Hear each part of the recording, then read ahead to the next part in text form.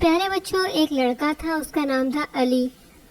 علی ایک دن گھر سے باہر نکلا تو اس کو ایک گلی میں کتا نظر آیا۔ وہ کتے کو گھر لے آیا، اس نے اسے کھلایا پلایا اور وہ کتا اس کے ساتھ اٹیچ ہو گیا۔ کتا بہت زیادہ وفادار جانور ہے، یہ تو آپ سب کو پتہ ہے۔ کتا اور علی کو آپس میں بہت زیادہ محبت ہوگی۔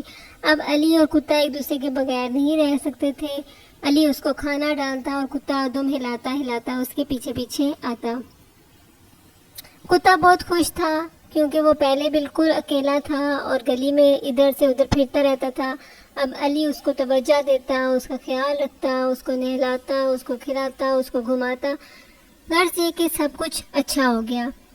پھر علی کی مما اور پاپا نے کہا کہ کتے کو باہر چھوڑ کے آؤ اور آج کے بعد اس کو گھر کے اندر نہ لے کے آنا،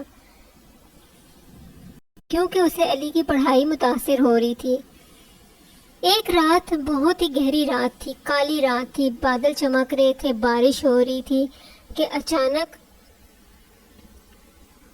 ایک چور علی لوگوں کے گھر کے اوپر کودا۔ کتا گلی کے کونے میں بیٹھا یہ سب کچھ دیکھ رہا تھا، اگرچہ اس کو پتہ چل گیا تھا کہ اس کو گھر سے نکالا جا چکا ہے، لیکن پھر بھی کتا اس کو دیکھ ان کے گھر کی رکھوالی کرتا تھا۔ کتے نے جب یہ دیکھا تو کتا چور کے پیچھے گھرایا، بھاگا اور اس نے چور کا پیچھا کیا۔ اس نے بھونک بھونک کے پورے محلے میں شور مچا دیا۔ جہاں جہاں چور بھاگتا کتا اس کے پیچھے پیچھے جاتا۔ غرض یہ کہ کتے نے پوری کوشش کی کہ کسی طرح سے چور کو پکڑ لے۔ پیارے بچوں، اسی شور شرابے میں راستے میں ایک پولیس والا جا رہا تھا جو کہ رات کو پہرا دے رہا تھا۔ جب اس نے دیکھا کہ کتا چور کے پیچھے بھاگ رہا ہے تو اس نے بھی بھاگنا شروع کر دیا اور آگے جا کے اس نے چور کو پکڑ لیا۔ جب چور کا سامان دیکھا تو اس میں سے علی کی امی کے بہت سارے زیورات نکلے۔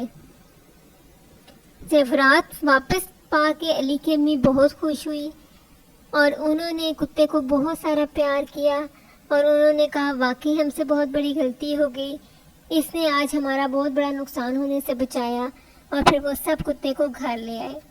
تو پیارے بچوں، دیکھیں کتا کتنا وفادار جانور ہے اور یہ بہت پیار کرنے والا جانور ہے۔ اب سب اس کے ساتھ مل جل کر ہنسی خوشی رہ رہے ہیں۔